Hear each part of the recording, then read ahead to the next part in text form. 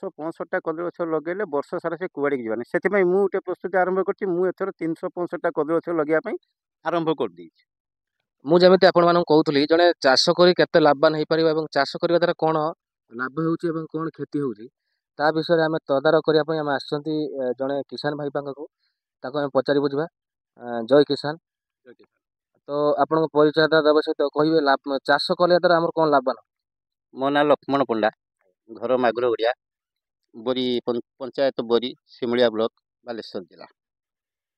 ମୁଁ BA pass କଲା ପରେ କୌଣସି ଏନଗେଜ୍ ହେଇପାରିଲି ନାହିଁ। ଏ ଭାଗ୍ୟରେ ଥାଉ ନଥାଉ ଆଉ ସେ ଯୋଉ ନ ଯାଇକି ଚାଷ ଉପରେ ଟିକେ ଗୁରୁତ୍ୱ ଦେଇଛି। ଆମର ଖରିଫ ସିଜନରେ ବିଶେଷ କରି ଆମର ସମତଳ ପାଣି ଜମି ଥିବାରୁ ଆମେ ଧାନ ଚାଷ ସବୁ କରୁ। ଖରାଟିଆ କିଛି ଧାନ ଚାଷ ବି ହୁଏ, ଖରାଟିଆ କିଛି ଭେଜିଟେବଲ ହୁଏ, ଯେମିତିକି ତରଭୁଜ, ବାଇଗଣ, ବୋଇତାଳୁ, ଏମିତି ସବୁ ବହୁତ କିଛି ବି ହୁଏ। ଆପାତତଃ ମୁଁ ଦେଖିଲି ବିଦେଶ ଯାଇ ଦାଦନ ଖଟି ମାସକୁ 15-20 ହଜାର ରୋଜଗାର ହେବ, ବିଦେଶରେ ପଡ଼ିବାକୁ ପଡ଼ିବ। ମୁଁ ଦେଖିଲି ଯଦି ମୁଁ ଏଠି ଚାଷ କରିକି ବର୍ଷକୁ 4-5 ଲକ୍ଷ ମୁଁ ରୋଜଗାର କରିପାରିଲି, ମୋର ମାସକୁ ବି ପଡ଼ିଗଲାଣି 30-35 ହଜାର, 40 ହଜାର ପଡ଼ିଯାଉଛି। ତେଣୁ ମୁଁ ସେଥିପାଇଁ ଏଇଟାକୁ ମାଇଣ୍ଡ ମେକଅପ୍ କରିଛି ଏବଂ ଏଇ ଜିନିଷ ମୋର ଚାଲିଛି ବି, ଏଇଭଳି ଚାଲିଛି। ଲାଭ ତ ନିଶ୍ଚିତ ଅଛି। ଯଦି ମନ ଦେଇକି ଜଣେ ଚାଷ ଉପରେ ନିର୍ଭର କରିବ, ଲାଭ ପାଇବ। ଆଉ ଯଦି ଉପରେ ଖାଉଟିଆ ଭଳିଆ ସରକାରଙ୍କର ବିଭିନ୍ନ କାର୍ଯ୍ୟକ୍ରମ ରହିଛି, ମାରି ଆଣି କିଛି 5-10 ହଜାର ଖାଇଯିବା, ସେମିତି ଲୋଭ ରଖିଲେ ଚାଷ ସେ କରିପାରିବନି, ସିଏ ବି ରୋଜଗାର କରିପାରିବନି। ଆଉ ଦାଦନ ଖଟିବାକୁ ଗଲେ ବିଦେଶରେ ଯେଉଁ ପରିସ୍ଥିତି ରହିଛି, ବିଦେଶରେ ଦାଦନ ଖଟିବା ଭାରି ବି କଷ୍ଟ ହୋଇପଡ଼ିଲାଣି। ବିଭିନ୍ନ ରାଜ୍ୟରେ ବିଭିନ୍ନ ପ୍ରକାର ସମସ୍ୟା ଦେଖାଦେଉଛି, ଯଦ୍ୱାରା କି ଆମ ଓଡ଼ିଆ ପିଲାମାନେ ସେଠି ବି ସୁରକ୍ଷିତ ନାହାନ୍ତି। ତେଣୁ ବିଭିନ୍ନ ପ୍ରକାର ଚାଷ ଆମେ ବି ଖରାଟିଆ କରୁ, ହାଇବ୍ରିଡ଼ ଧାନ ଚାଷ କରୁ। ଗୋଟେ ଏକରକୁ 41 କୁଇଣ୍ଟାଲ ଆମେ ଧାନ ଚାଷ ପାଇଛୁ। ଗୋଟେ ଏକରକୁ 41 କୁଇଣ୍ଟାଲ। ଆଜିକା ଡେଟ୍ରେ ସରକାର 3,000 ଟଙ୍କା ଧାନ କୁଇଣ୍ଟାଲ କରୁଛନ୍ତି, ଆଗାମୀ ଦିନରେ କିଣାଯିବ। ଯଦି 41 କୁଇଣ୍ଟାଲ ଜଣେ ବିକ୍ରି କରିପାରେ, 1,20,000 ଗୋଟେ ଏକରରୁ ପାଇବ। ଗୋଟେ ଏକରରେ ମିନିମମ୍ 25, 26, 27 ହଜାର, 28 ହଜାର ଖର୍ଚ୍ଚ ହେବ, ପାଖାପାଖି 80-90 ହଜାର ଲାଭ ମିଳିବ। ତେଣୁ ଚାଷ କଲେ ଲାଭ ଅଛି, କିନ୍ତୁ ଚାଷ ଓଡ଼ିଆ ପିଲାମାନେ ବିଶେଷ କରି ଟିକେ ପରିଶ୍ରମ କରିବା ପାଇଁ ରାଜି ପଡ଼ନ୍ତି ନାହିଁ। ତେଣୁ ଯେଉଁମାନେ ପରିଶ୍ରମ କରୁଛନ୍ତି, ବହୁତ ଡେଭଲପ୍ କରୁଛନ୍ତି, ଆମେ ବି ସେଇଟାର ପରିବାର ଚଳଉଛୁ, ଆମ ସଂସାର ଚଳଉଛୁ, ଆମର ବି ଲାଭ ହେଉଛି। ଆମକୁ ବି ପ୍ଲାନିଂ ରଖିଛି, ମୋର ଗୋଟେ ଲକ୍ଷ୍ୟ ରହିଛି, ଆମ ଏରିଆର ଚାଷ କରିକି ମୁଁ କେମିତି ମାସକୁ 50,000ରୁ ଉର୍ଦ୍ଧ୍ୱ ଟଙ୍କା ରୋଜଗାର କରିମି ଏବଂ କରିବି ମଧ୍ୟ। ମୁଁ ବି ଚିନ୍ତା କରିଛି ଆଗାମୀ ଦିନରେ ମୁଁ କରିବି। ମାସକୁ ମୋର 50,000 ଟଙ୍କା, ମୁଁ ଖରାଟିଆ 5-6 ଏକର ଭେଜିଟେବୁଲ, ଅନ୍ୟାନ୍ୟ ଧାନ ଚାଷ 6 ଏକର ଭଳିଆ କରିପାରିଲେ ମୁଁ ଟଙ୍କା 4 ଲକ୍ଷ ଭଳିଆ ଲାଭ ପାଇମି। ଖରିଫରେ ଧାନ ଚାଷ ଯାହା ଆମେ କରୁଛୁ, ଧାନ ବି 100, 150, 200 କୁଇଣ୍ଟାଲ ବିକ୍ରି କରୁଛୁ, ବାସ୍ ବହୁତ ବି ଆମର ଠିକ୍ ଅଛି। ମତେ ଟିକେ ଏଇଠି କହିବେ, ଯେହେତୁ ଆପଣ କହିଲେ ଆପଣ ବର୍ଷକୁ 3-4 ଲକ୍ଷ 5 ଲକ୍ଷ ଟଙ୍କା ଇନକମ୍ କରୁଛନ୍ତି ଚାଷରୁ, ତ ମତେ କହିବେ ଏଇ ଚାଷ କହିଲେ ବିଭିନ୍ନ ପ୍ରକାର ଚାଷ ଅଛି। ଜଣେ ଯଦି ପରିଶ୍ରମ କରିବା ପାଇଁ ଚାହିଁଲା ନାହିଁ, ପରିଶ୍ରମ କରିପାରିବ ନାହିଁ, ଆଉ ଏମିତି କିଛି ଚାଷ ଅଛି କି ଯେମିତି ବିନା ପରିଶ୍ରମରେ ହେଇପାରିବ? ହଁ, ଆମର ଏଠି କରୁଛନ୍ତି, ଯାହାର ସେଭଳି ସୁବିଧା ଅଛି। କୁକୁଡ଼ା ଚାଷ କରୁଛନ୍ତି, ମାଛ ଚାଷ। ଆମର ଏଇଠି ଗୋଟେ ଦୟାନିଧି ସାହୁ ଗୋଟେ ପିଲା ଅଛି, ସେ 3 ଏକର ଜମି ଚାଷ କରୁଛି। ପ୍ରତ୍ୟେକ ସପ୍ତାହର ଆମେ ଯାହା ଅନୁମାନ କରୁଛୁ ତାର ବିକ୍ରି ଟିକ୍ରିର ଭେଜିଟେବୁଲ ଅନ୍ୟାନ୍ୟ ସବୁ ମିଶିକି ସେ ମାସକୁ 30-40 ହଜାର ଭଳିଆ ବିକ୍ରି କରୁଛି। ଆଉ ମାଛ ଚାଷ କରୁଛି, ଆପଣ ତା ଗଡ଼ିଆକୁ ଯିବେ, ଜାଲ ଟାଣିକି ତା ଗଡ଼ିଆରୁ ଏପଟକୁ ଜାଲ ଟାଣି ପାରୁନାହାନ୍ତି, ଏତେ ମାଛ ଅଛନ୍ତି। ସେ ବି ଭଲ କରୁଛି। ଆମର ଖଗେନ୍ଦ୍ର ବେହେରା ଏଠି ଜଣେ ଅଛି, ସେ ବି ବର୍ତ୍ତମାନ ପ୍ରତ୍ୟେକ ଦିନ ବଜାରରେ ସେ ବି 1,000-1,500 ତାର ପରିବା ବିକ୍ରି କରୁଛି। ତେଣୁ ଯଦି ସେରକମ ଜଣେ ପରିଶ୍ରମ କରେ, ମାଛ ଚାଷ, କୁକୁଡ଼ା ଚାଷ, ଆମର ଏଠି ଫାର୍ମ ବି ଏପଟେ ଅଛନ୍ତି, ସେମାନେ ଭଲ ଲାଭ ବି କରୁଛନ୍ତି। ଛତୁ ଚାଷ ବି ଅଛି, ଆମ ଏପଟ ସାଇଡ଼ରେ ଛତୁ ଚାଷ ଜଣେ 2 ଜଣ ବି 3 ଜଣ କରୁଛନ୍ତି।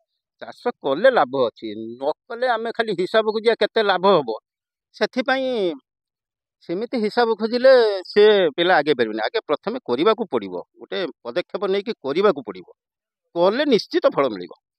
ମୁଁ ଏଇଠି ଆପଣଙ୍କୁ ପଚାରିବି ମଉସା, ତ 1970, 1980, 1990 ମସିହା ପର୍ଯ୍ୟନ୍ତ ମୁଁ ଯାହା ଫିଲ୍ କରିଛି, ଆଗରୁ ପିଲାମାନେ ଜନ୍ମ କରୁଥିଲେ ଘରରେ ନିହାତି 5ଟା 6ଟା 7ଟା ପିଲା ଜନ୍ମ ହଉଥିଲେ। ସେତେବେଳେ ଯେଉଁ ସିଚୁଏସନ୍ ଥିଲା, ବର୍ତ୍ତମାନ ସିଚୁଏସନ୍ ଉଜ୍ଜଳ ଅଛି, ବର୍ତ୍ତମାନ ଟିକେ ଡେଭଲପମେଣ୍ଟ ହେଇଛି। ତ ସେ ସମୟରେ ସେମାନେ ଚଳି ପାରୁଥିଲେ, ବାହାର ରାଜ୍ୟ ଉପରେ ଡିପେଣ୍ଡେଣ୍ଟ କରୁନଥିଲେ, ଦାଦନ ଖଟିବା ପାଇଁ ଯାଉନଥିଲେ। କିନ୍ତୁ ଏବେ ଲୋକମାନେ କାହିଁକି ଦାଦନ ଖଟିବା ପାଇଁ ଯାଉଛନ୍ତି, ସେ ବାବଦରେ କ'ଣ କହିବେ ଆପଣ? ନା ଯାଉଛନ୍ତି ବୋଲି ଆମର ଅଧିକ ଅମ୍ଳ ହେଲା ମାନେ କରିବା ପାଇଁ ଯାଉଛନ୍ତି। ଆମେ ଆଗରୁ ଘର ଥିଲାନି, ଏବେ ଘର କଲେ, ଏବେ ଅଧିକା ଉନ୍ନତ କରିବା ପାଇଁ ଲୋକ ଚାହୁଁଛନ୍ତି, ସେଇ ଯୁଗେ ବାହାରକୁ ଛୁଆ ବି ଯାଉଛନ୍ତି। ଆମେ ମୋର ଗୋଟେ ପୁଅ ଅଛି, ବାହାରକୁ ଯାଉଛି, ମୁଁ ଏଇ 4 ମାଣ ଜମି ଚାଷ କରୁଛି।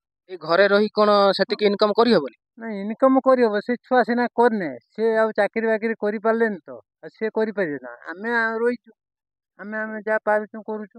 ଆମେ ଯେତିକି ବି ରୋଜଗାର କରୁଛୁ, ମୁଁ ଏଇ 1,20,000 ଟଙ୍କା ବିକିଥିନି 4 ମାଣ ଜମି।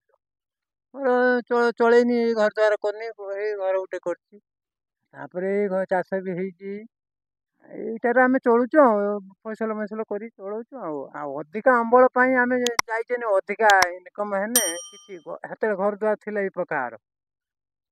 ଆଗରୁ ଯୋଉ ଛୁଆ ଜନ୍ମ କରୁଥିଲେ ଠିକ କରୁଥିଲେ, ଆମ ବାପ ବି ଆମର 7ଟା 8ଟା ଛୁଆ, କିନ୍ତୁ ସେତେବେଳେ ଆଉ ଏତେ ଚଳ ଥିଲା କି? ଖାଇତେ ମିଳୁଥିଲା କି? ଏଇ ଅଭାବ ଅଛି ନା ଧାନ ଚାଉଳ।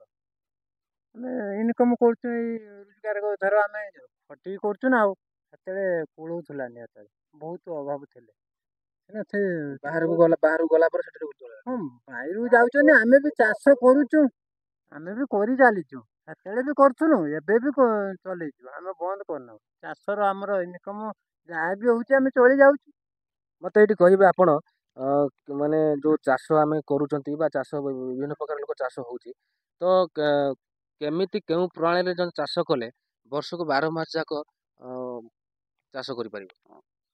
ଆମର ବର୍ତ୍ତମାନ ଏଗ୍ରିକଲଚର ଜଣେ ହିନ୍ଦୀ ଅଫିସର ଆସିଥିଲେ ଗୋଟେ ଭେରିଫିକେସନ୍ର। ସେମାନେ ଆମ ଓଡ଼ିଶାର ଏ ଏରିଆର ଜାଗା ଦେଖିକି କହିଲେ, ଜାଗା ଗୁଡ଼ାକ ବ୍ଲାଙ୍କ ପଡ଼ିଛି, ହସିଲେ। ତେଣୁ ଆମେ ଚାହୁଁଛୁ ବିଭିନ୍ନ ପ୍ରକାର ଚାଷ କରିହେବ। ପିଲାମାନେ ଚାଷ ପ୍ରତି ଆଗ୍ରହ ପ୍ରକାଶ କରିବା ଦରକାର। ପ୍ରଥମେ ଆଗ୍ରହ ପ୍ରକାଶ କରିବା ପାଇଁ ମାନେ ସରକାରଙ୍କ ତରଫରୁ ବିଭିନ୍ନ ପ୍ରକାର ଟ୍ରେନିଂ, ବିଭିନ୍ନ ପ୍ରକାର ପ୍ରୋତ୍ସାହନ, ସରକାରଙ୍କ ପାଖରୁ ପ୍ରୋତ୍ସାହନର ପ୍ରୋସେସଟା ଠିକ୍ ନାହିଁ।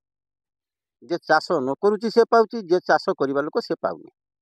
ତେଣୁ ପ୍ରକୃତରେ ପ୍ରୋତ୍ସାହନ ମିଳିଲେ ନିଶ୍ଚିତ ପିଲାମାନେ ଚାଷ କରିବେ। ସେଠି 12 ଘଣ୍ଟା 13 ଘଣ୍ଟା ଦାଦନ ଖଟୁଛନ୍ତି, 10-15 ହଜାର 20,000 ଟଙ୍କା ପାଉଛନ୍ତି। 12 ଘଣ୍ଟା ଯଦି ଏଇଠି ଜଣେ ଖଟେ ଡେଲି, ସେ 2,000 ଟଙ୍କାର ପ୍ରଡକ୍ସନ କରିବ ଫସଲ, ଯେକୌଣସି ଚାଷର। ତେଣୁ ସରକାରଙ୍କର ବି ତା ପ୍ରତି ନଜର ଦେବା ଦରକାର। ଗୋଟେ କଥା ହେଲା, ସରକାର ଏଟାକୁ ପ୍ରୋତ୍ସାହନ କିଛି ନଦେଲେ ଓଡ଼ିଶାର ଯୁବକମାନେ କି ଆମ ଏରିଆର ଯୁବକମାନେ ଚାଷ ପ୍ରତି ଆକୃଷ୍ଟ ହେଉନାହାନ୍ତି। ଆମେ ତ ଆକୃଷ୍ଟ ହେଉଛୁ। ଏବଂ ମୁଁ କିଛି ତରଭୁଜ କରିଥିଲି, 1.5 ଏକର ତରଭୁଜ କରିଥିଲି। ମୋ ତରଭୁଜକୁ ଦେଖିକି ଏ ବର୍ଷ କିଛି ଅଧିକା ହେବ। ତେଣୁ ସରକାର, ଆମର ଆଳୁ ସଙ୍କଟ ଦେଖାଯାଇଛି। ଆମେ ଏଥର ଆମ ସାହିରେ ଆଳୁ ଆମେ 10 ଏକର ଭଳିଆ ଆଳୁ କରି ମୁଁ ପ୍ରସ୍ତୁତ ହେଉଛୁ। 1 ଏକର ଆଳୁ କରିଦେଲେ ପାଖାପାଖି 150 କୁଇଣ୍ଟାଲ 200 କୁଇଣ୍ଟାଲ ଆଳୁ ହେଉଛି। ଆମେ 10 ଗୁଣ୍ଠ 8 ଗୁଣ୍ଠ କଲାବେଳକୁ 60 କୁଇଣ୍ଟାଲ 50 କୁଇଣ୍ଟାଲ ଆଳୁ ପାଉଛୁ। ଆମେ ଏଥର ହ୍ୟୁଜ୍ ଆମାଉଣ୍ଟର ଆଳୁ କରିବୁ ଚିନ୍ତା କରୁଛୁ। ଗୋଟେ ପିଲା ବିଦେଶ ଯାଉଛି, 1 ଏକର ଆଳୁ କରିବ। ଗୋଟେ ଏକର ଆଳୁ କଲେ ସେ ପାଖାପାଖି 2 ଲକ୍ଷରୁ 1.5 ଲକ୍ଷ ଟଙ୍କା ସେ ପ୍ରଫିଟ୍ ପାଇବ। 3 ମାସ ସମୟ ଲାଗିବ। ତେଣୁ ସେ ସେଠି ବିଦେଶର ଖଟୁଛି 12 ଘଣ୍ଟା, କିନ୍ତୁ ଏଠି ନିଜ ବିଲରେ ଖଟିବା ପାଇଁ। ତେଣୁ ସେଥିପାଇଁ ପ୍ରୋତ୍ସାହନ ବି ଦରକାର, ସୁଯୋଗ ଦରକାର। ଆମେ ସୁଯୋଗ ସୃଷ୍ଟି କଲେ ପିଲାମାନେ କିଛି ଏଠି ଏନଗେଜ୍ ହେବେ। ଆମ ଓଡ଼ିଶାର ମାଟି, ଆମ ଏରିଆର ମାଟି, ଆମ ଏରିଆର ଜଳବାୟୁ, ସବୁ ଜିନିଷ ହେଇପାରିବ। ଆମେ ଦେଖୁଛୁ ସବୁ ଜିନିଷ ହେଇପାରିବ। କଦଳୀ ଗଛ, ଜଣେ ଲୋକ 100ଟା କଦଳୀ ଗଛ ଲଗେଇଲେ, 365ଟା କଦଳୀ ଗଛ ଲଗେଇଲେ ବର୍ଷ ସାରା ସେ କୁଆଡ଼ିକି ଯିବାର ନାହିଁ। 365ଟା କଦଳୀ ଗଛ ଲଗେଇଲେ ବର୍ଷ ସାରା ସେ କୁଆଡ଼ିକି ଯିବାର ନାହିଁ। ସେଥିପାଇଁ ମୁଁ ଗୋଟେ ପ୍ରସ୍ତୁତି ଆରମ୍ଭ କରିଛି। ମୁଁ ଏଥର 365ଟା କଦଳୀ ଗଛ ଲଗେଇବା ପାଇଁ ଆରମ୍ଭ କରିଦେଇଛି। ତେଣୁ ଗୋଟେ କଥା ହେଲା, ସେରକମ ମନୋବୃତ୍ତି କରିବା ଦରକାର।